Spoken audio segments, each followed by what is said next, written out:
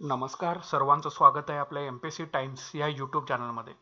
तर मुख्यमंत्री माझी लाडकी बहीण योजना ही एक्झॅक्टली काय आहे आणि सर्व महिलांना खरंच दरमहा 1500 रुपये मिळणार आहेत का, तर त्याच्या संदर्भातील आपला हा व्हिडिओ आहे. तर शेवटपर्यंत तुम्ही हा व्हिडिओ बघा. याच्यामध्ये जर तुम्ही पात्र असाल या योजनेमध्ये तर त्यासाठी काय पात्रता आहे, तुम्हाला कोणती डॉक्युमेंट लागू शकतात, त्याची सर्व काही डिटेलमध्ये इन्फॉर्मेशन जे आहे ते आपल्याला या व्हिडिओच्या माध्यमातून पाहायचे आहे. त्याच्यामुळे सर्वांनी न चुकता शेवटपर्यंत हा व्हिडिओ 100% बघा. जर तुम्ही चॅनलवरती नवीन असाल तर नक्कीच चॅनल आपलं सबस्क्राईब करून घ्या, व्हिडिओला लाईक करा आणि शेअर करायला विसरू नका. तर आता सुरुवात करूया. तर बघा, ही मुख्यमंत्री माझी लाडकी बहीण योजना जी आहे तर ही मध्य प्रदेश हे जे राज्य आहे आपल्या भारतामधील, तर त्या धर्तीवरती महाराष्ट्रामध्ये ही जी योजना आहे मुख्यमंत्री माझी लाडकी बहीण योजना जी आहे ती आणण्यात आलेली आहे. आणि मध्य प्रदेश या राज्यामध्ये या योजनेअंतर्गत प्रति महिना 1000 रुपये जे आहे ते देणार असल्याचं जाहीर करण्यात आलेलं होतं. कुठं? भारतातील मध्य प्रदेश या राज्यामध्ये. तर त्याच्याच धर्तीवरती आपल्या महाराष्ट्रामध्ये ही योजना जी आहे मुख्यमंत्री माझी लाडकी बहीण योजना जी आहे ही लॉन्च करण्यात आलेली आहे. आणि मध्य प्रदेशचे मुख्यमंत्री शिवराज सिंह चौहान यांच्या काळामध्ये जी योजना राबवली गेलेली होती, लाडली बहिणा योजना, तर त्यांच्या काळामध्ये ती योजना जी होती ती जास्त चर्चेला राहिलेली होती. आणि या योजनेमुळे शिवराज सिंह चौहान जे होते त्यांना मामा आणि भैया या नावाने त्यांना प्रसिद्ध अशी लोकप्रियता सुद्धा जी होती ती मिळालेली होती. आणि याच धर्तीवरती महाराष्ट्रामध्ये युती सरकारनं मुख्यमंत्री माझी लाडकी बहीण योजना जी आहे ही आणलेली आहे. ठीक आहे. आणि या योजनेसाठी अजित पवार यांनी अर्थसंकल्पामध्ये 46,000 कोटी रुपये निधी देखील जो आहे तो मंजूर केलेला आहे. ठीक आहे. आणि या योजनेअंतर्गत 21 ते 65 वयोगटातील पात्र महिलांना शासनामार्फत दरमहा 1,500 रुपये जे आहेत ते दिले जाणार आहेत. म्हणजे जर तुमचे वय 21 ते 65 वर्षांमध्ये असेल, ठीक आहे, 21 ते 65 वयोगटातील जे तर जर तुमचं वय असेल तर तुम्हाला शासनामार्फत दरमहा 1,500 रुपये जे आहे ते दिले जाणार आहेत. मात्र यासाठी कंडिशन अशी टाकलेली आहे की कुटुंबाचं जे वार्षिक उत्पन्न आहे हे 2.5 लाख 2,50,000 रुपयापेक्षा कमी असणं गरजेचं आहे, अशी अट जी आहे ती यासाठी टाकलेली आहे. ठीक आहे. तर या ज्या मोस्टली इम्पॉर्टंट ज्या आहेत तर ही दोन कंडिशन्स अशा आहेत की वयोमर्यादा ही 21 ते 65 पर्यंत असली पाहिजे आणि कुटुंबाचं वार्षिक उत्पन्न जे आहे ते 2,50,000 रुपयांपेक्षा कमी असणं हे योजनेचा लाभ घेण्यासाठी तुमचं असणं गरजेचं आहे. ठीक आहे. तर आता याच्या पुढे वळूयात आपण. तर या योजनेमध्ये जी अर्ज करण्याची मुदतवाढ जी देण्यात आलेली होती, लक्षात ठेवा, ही 1 जुलै 2024 ते 15 जुलै 2024 पर्यंत जी होती ती ठेवण्यात आलेली होती. मात्र हा अपुरा वेळ लक्षात घेता नवीन बदलानुसार या मुदतीमध्ये सुधारणा करण्यात आलेली आहे आणि ते आता 2 महिने इतकी करण्यात आलेले आहे. म्हणजे 31 ऑगस्ट 2024 पर्यंत लाभार्थी महिलांना याच्यामध्ये अर्ज देखील जे आहे ते करू शकता तुम्ही. म्हणजे 31 ऑगस्ट 2024 पर्यंत जी मुदतवाढ जी आहे ती देण्यात आलेली आहे. तसंच अन्नपूर्णा योजनेअंतर्गत आर्थिक दुर्बल घटकातील कुटुंबांना वर्षाला 3 गॅस सिलेंडर देखील जे आहे ते मोफत देणार असल्याचं देखील अर्थसंकल्पामध्ये जाहीर करण्यात आलेलं आहे. जर तुम्ही आर्थिक दुर्बल घटक म्हणजे EWS मध्ये असाल तर या अन्नपूर्णा योजनेअंतर्गत वर्षाला 3 गॅस सिलेंडर देखील मोफत देण्याचं या अर्थसंकल्पामध्ये अर्थसंकल्प मांडताना जे आहे ते जाहीर केलेला आहे. आणि याचा फायदा जो आहे हा जवळपास 52,16,412 कुटुंबांना या योजनेचा लाभ म्हणजे अन्नपूर्णा योजनेचा लाभ जो आहे हा मिळणार आहे. त्याच्यामुळे हे लक्षात ठेवा तुम्ही. ठीक आहे. आता लाडकी बहीण योजनेमध्ये कोणते नवीन बदल करण्यात आलेले आहेत तर बघा, अर्ज करण्याची मुदतवाढ जी आहे ती वाढवलेली आहे, 2 महिने करण्यात आलेली आहे. म्हणजे 31 ऑगस्ट 2024 पर्यंत लाभार्थी महिलांना याच्यामध्ये अर्ज करता येणार आहे. या योजनेमध्ये 5 एकर शेतीची अट आधी टाकण्यात आलेली होती, मात्र ती अट आता वगळण्यात आलेली आहे. ठीक आहे. लाभार्थी महिलांचा वयोगट हा 21 ते 60 वर्ष ही जुन्या याच्यानुसार होता, मात्र त्याच्यामध्ये आता बदल करून 21 ते 65 वर्ष वयोगट जो आहे तो करण्यात आलेला आहे.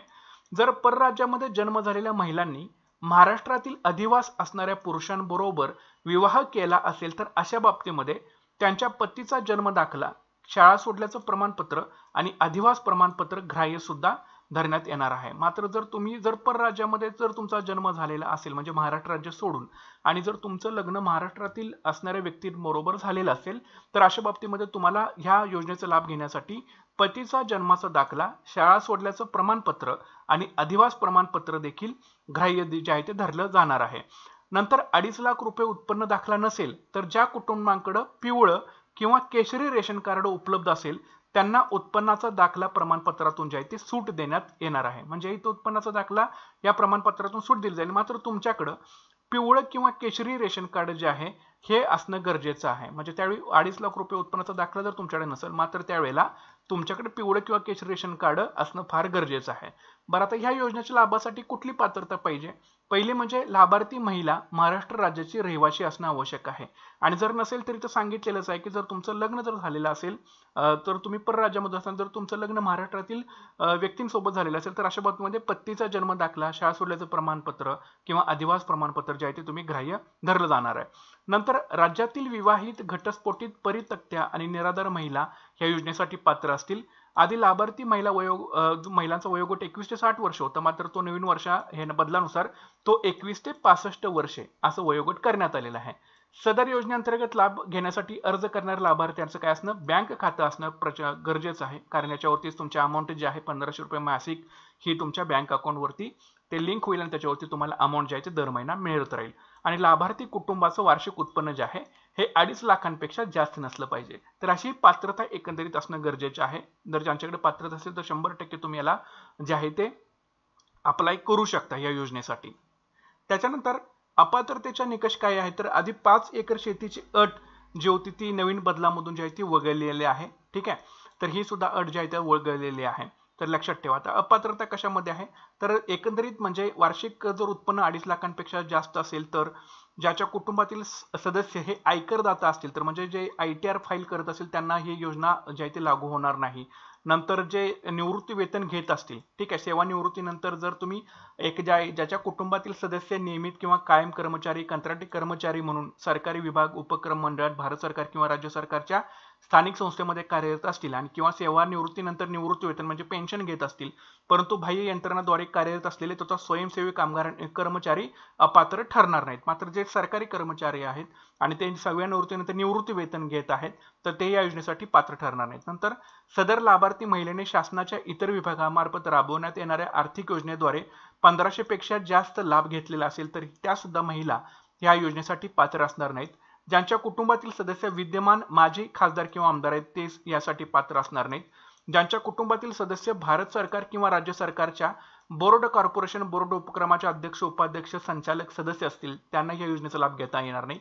ज्यांच्या कुटुंबातील सदस्यांची संयुक्तपणे 5 एकरपेक्षा जास्त शेत जमीन आहे, मात्र आता ही अट जी आहे ती वगळलेली आहे. लक्षात ठेवा, 5 एकर शेतीची अट वगळलेली आहे.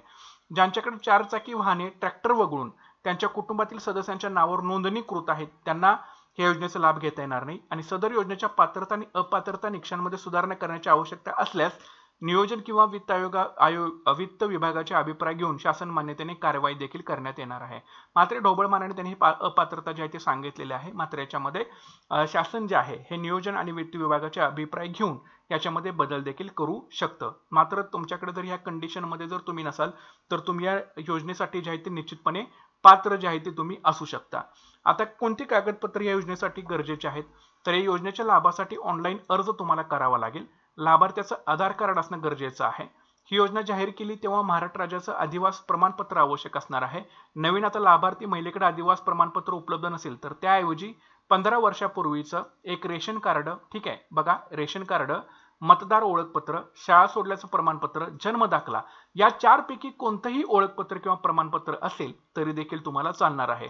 नंतर सक्षम प्राधिकारी यांनी दिलेला कुटुंब प्रमुखांच्या उत्पन्नाचा दाखला, नवीन बदलानुसार 2.5 लाख रुपये जर उत्पन्न दाखला उपलब्ध नसेल तर ज्या कुटुंबाकडे पिवळं किंवा केशरी रेशन कार्ड उपलब्ध असेल त्यांना उत्पन्नाच्या दाखला प्रमाणपत्रातून सूट जी आहे ती देण्यात येणार आहे.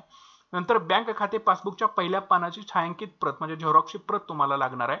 पासपोर्ट आकाराचा तुमचा फोटो लागेल, रेशन कार्ड लागेल आणि सदर योजनेच्या अटी शर्तीचे पालन करण्याबाबतचे एक हमीपत्र जे आहे हे तुम्हाला या योजनेचा लाभ घेण्यासाठी द्यावं लागणार आहे. ठीक आहे, तर अशा प्रकारची ही एकंदरीत योजना आहे. तर निश्चितपणे जर तुम्ही सर्व अटी जर या योजनेच्या पूर्ण करत असाल तर 100% तुम्ही या योजनेचा लाभ नक्कीच घ्या. नक्कीच चांगल्या योजनेचा लाभ तुम्हाला जो आहे तो तुम्हाला घेता यायला हवा. आणि जर तुमच्याकडे सगळे डॉक्युमेंट्स अवेलेबल असतील तर 31 ऑगस्ट 2024 पर्यंत तुम्ही या योजनेमध्ये साठी जे आहे ते तुम्ही अप्लाय करू शकता. ठीक आहे, तर आय होप तुम्हाला सगळ्या गोष्टी ज्या असतील ते समजलेल्या असतील. आता हे कशा प्रकारे ही अर्ज भरण्याची प्रक्रिया आहे, तर याच्यामध्ये बघा, तर तुम्ही योजनेचा अर्ज जो आहे तो अर्ज पोर्टलवरती अवेलेबल असेल, मोबाईल ॲपद्वारे किंवा सेतू सुविधा केंद्राद्वारे तुम्ही अर्ज भरू शकता. तर पात्र महिलेस या योजनेसाठी ऑनलाईन अर्ज तुम्हाला करावा लागेल. जर ज्या महिलेस ऑनलाईन अर्ज सादर करता येत नसेल त्यांच्यासाठी अर्ज भरण्याची जी सुविधा आहे ही अंगणवाडी केंद्रामध्ये बाल विकास प्रकल्प अधिकारी कार्यालय, नागरी ग्रामीण आदिवासी, ग्रामपंचायत, वार्ड, सेतू सुविधा येथे उपलब्ध तुम्हाला असणार आहेत. आणि वरील भरलेला फॉर्म अंगणवाडी केंद्र किंवा बाल विकास प्रकल्प अधिकारी कार्यालय, सेतू सुविधा केंद्रामध्ये नियुक्त कर्मचाऱ्यांद्वारे ऑनलाईन प्रविष्ट केला जाईल आणि प्रत्येक यशस्वीरित्या दाखल केलेल्या अर्जासाठी यथायोग्य तुम्हाला पोच पावती देखील जी आहे ती दिली जाणार आहे. अर्ज भरण्याची प्रक्रिया पूर्णपणे विनामूल्य असणार आहे आणि अर्जदार महिलेने स्वतः उपरोक्त ठिकाणी उपस्थित राहणं आवश्यक असेल, जेणेकरून तिचा फोटो जो आहे तो काढता येणार आहे आणि ई-केवायसी करता येईल. त्यासाठी महिलेने खालील माहिती सोबत असणं गरजेचं आहे. एक म्हणजे कुटुंबाचं पूर्ण ओळखपत्र म्हणजे रेशन कार्ड आणि स्वतःचं आधार कार्ड सोबत घेऊन जाणं हे गरजेचं आहे. तर म्हणजे अर्ज भरण्याची प्रक्रिया कशी आहे तर त्याची सुद्धा तुम्हाला त्या माहिती जी आहे ती सांगून दिलेली आहे. तर निश्चितपणे तुम्ही या योजनेमध्ये जर बसत असाल तर 100% या योजनेचा तुम्ही सर्वांनी लाभ जो आहे तो करून घ्या. तर अशाच इन्फॉर्मेशनसाठी तुम्ही आपलं चॅनल जे आहे ते नक्की सबस्क्राईब करून ठेवा, व्हिडिओला लाईक करा आणि शेअर करायला अजिबात विसरू नका. Okay, so thanks for watching guys and all the best.